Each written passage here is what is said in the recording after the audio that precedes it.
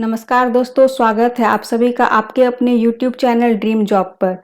आज हम इस वीडियो के माध्यम से 18 सितंबर से जुड़ी हुई सभी महत्वपूर्ण राष्ट्रीय और अंतर्राष्ट्रीय घटनाक्रम को देखेंगे, जो प्रतियोगी परीक्षाओं के दृष्टिकोण से काफ़ी महत्वपूर्ण है।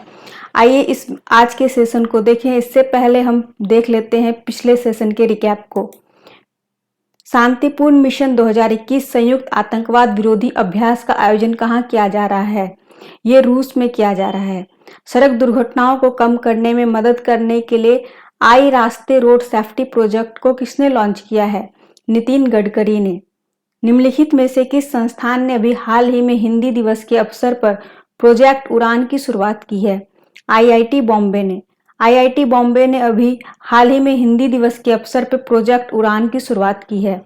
अभी हाल ही में किसे सीमा शुल्क अधिसूचित हवाई अड्डा घोषित किया गया है? ये किया गया है कुशीनगर हवाई अड्डा को। शून्य नामक अभियान किस संगठन द्वारा शुरू किया गया है? ये नीति आयोग द्वारा शुरू किया गया है। कार्बन डाइऑक्साइड कैप्चर करने के लिए भारत का पहला संयंत्र किस कंपनी ने चालू किया है? टाटा स्टील ने। आंकटाड के अनुसार कैलेंडर वर्ष 2021 में भारतीय अर्थव्यवस्था की जीडीपी विकास दर का अनुमान क्या है? 7.2%। लसिथ मलिंगा, जिन्होंने क्रिकेट के सभी प्रारूपों से संन्यास की घोषणा की है, किस देश के खिलाड़ी है? ये है श्रीलंका के खिलाड़ी। हाल ही में जारी टाइम की 100 सबसे प्रभावशाली लोगों की सूची में कितने भारतीयों को शामिल किया गया है? 3 भारतीयों को शामिल किया गया है, जिसमें नरेंद्र मोदी, ममता बनर्जी और आदार पूनावाला शामिल है। भारत सरकार नवंबर 2021 में किस राज्य में पहले वैश्विक बौद्ध सम्मेलन की मेजबानी करेगा? बिहार। अभी हाल ही में कौन सी कंपनी ने भारत में कारों का उत्पादन बंद करने का निर्णय लिया है? ये फोर्ड मोटर ने। प्रधानमंत्री नरेंद्र मोदी ने लोकसभा टीवी और राज्यसभा टीवी को मिलाकर किस नाम से नया चैनल लॉन्च किया है? संसद टीवी। भारतीय सेना प्रमुख के सम्मेलन का 8वां संस्करण का आयोजन नई दिल्ली में किया जा रहा है। मालदीव में भारत के अगले उच्चायुक्त होंगे मुनू महावर। आइए देखते हैं पहले प्रश्न को। विश्व रोगी सुरक्षा दिवस कब मनाया जाता है? इसका सही आंसर है ऑप्शन नंबर सी, 17 सितंबर। विश्व रोगी सुरक्षा दिवस का थीम है सुरक्षित मातृ एवं नवजात देखभाल, safe maternal and newborn care. Option में 15 सितंबर दिया गया। आप पिछले वीडियो में देखे होंगे। 15 सितंबर को राष्ट्रीय इंजीनियर्स डे, अंतर्राष्ट्रीय लोकतंत्र दिवस मनाया जाता है। 16 सितंबर को अंतर्राष्ट्रीय ओजोन परत संरक्षण दिवस मनाया जाता है। आइए देखते हैं अगले प्रश्न को। अगला प्रश्न है, रक्षा मंत्रालय द्वारा राष्ट्रीय कैडेट कोर की समीक्षा के लिए गठित समिति का अध्यक्ष किसे नियुक्त किया गया है? आंसर है ऑप्शन नंबर ए, बैजयंत पांडा।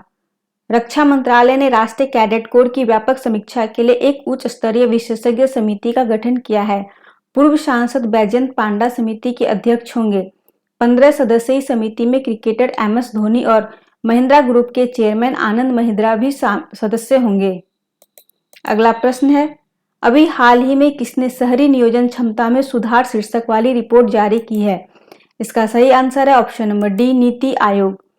नीति आयोग ने भारत में शहरी नियोजन क्षमता में सुधार शीर्षक से एक रिपोर्ट शुरू की है, जो भारत में शहरी नियोजन क्षमता को बढ़ाने के उपाय प्रस्तुत करती है।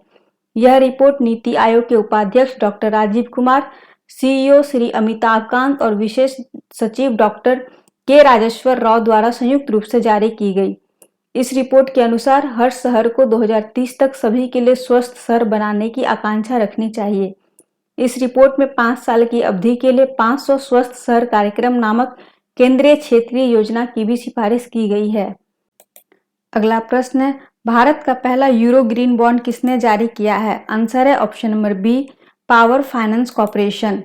अग्रणी बिजली क्षेत्र NBFC power finance corporation limited ने सफलतापूर्वक अपना पहला यूरो ग्रीन बॉन्ड जारी किया।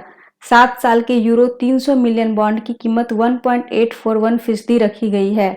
यह यूरो ग्रीन बॉन्ड भारत की ओर से जारी किया जाने वाला पहला यूरो मूल्य वर्ग का ग्रीन बॉन्ड है। पावर फाइनेंस कॉर्पोरेशन लिमिटेड का मुख्यालय है नई दिल्ली में। इसकी स्थापना 16 जुलाई 1986 को हुआ था। अध्यक्ष और प्रबंध निदेशक है RS ढिल्लन। अगला प्रश्न है, वन ग्राम पंचायत 1 DG पे सखी मिशन का शुरुआत कहाँ किया गया है? आंसर है ऑप्शन नंबर ए जम्मू और कश्मीर। जम्मू और कश्मीर में उपराज्यपाल मनोज सिन्हा ने एक ग्राम पंचायत एक डीजी पे सखी नामक एक नया मिशन शुरू किया है। मिशन को जम्मू और कश्मीर उद्यमिता विकास संस्थान पामपोर में लॉन्च किया गया। अगला प्रश्न है, ऑटो और ड्रोन उद्योग के लिए कैबिनेट ने कितने करोड़ रुपए की मंजूरी दी है? इसका सही आंसर है ऑप्शन नंबर सी 26,058 करोड़ रुपए। अगला प्रश्न है, अभी हाल ही में यूरी सेडिक का निधन हो गया, उनका संबंध किससे था? आंसर है ऑप्शन नंबर ए खेल। डबल ओलंपिक हैमर थ्रो स्वर्ण पदक विजेता यूरी सेडिक एक यूक्रेनी ट्रैक और फील्ड एथलीट जिन्होंने 1991 तक सोवियत संघ का प्रतिनिधित्व किया था का निधन हो गया है। आइए देखते हैं अगले प्रश्न को। अभी हाल ही में अजीज हजीनी का निधन हो गया, इनका संबंध किससे है? इसका सही आंसर है ऑप्शन नंबर बी लेखक। प्रख्यात लेखक और Jammu Kashmir academy of art culture and language के पूर्व सचिव अजीज हजीनी का निधन हो गया। अगला प्रश्न है, दिल्ली और जिला क्रिकेट संघ Delhi and district cricket association DDCA के नए लोकपाल किसे नियुक्त किया गया है? आंसर है option number D Indu Malhotra. Supreme court के पूर्व न्यायाधीश न्यायमूर्ति सेवानिवृत्त इंदु मल्होत्रा 1 साल की अवधि के लिए दिल्ली और जिला क्रिकेट संघ Delhi and district cricket association DDCA के नए लोकपाल सह नैतिकता अधिकारी होंगे। अगला प्रश्न है, अभी हाल ही में भवानी रॉय का निधन हो गया, वे प्रसिद्ध क्या थे? वे प्रसिद्ध फुटबॉलर थे। भारत के पूर्व फुटबॉलर और मोहन बगान के कप्तान भवानी रॉय का निधन हो गया। वह 1966 में बगान में शामिल हुए और 1972 तक क्लब के लिए खेले थे।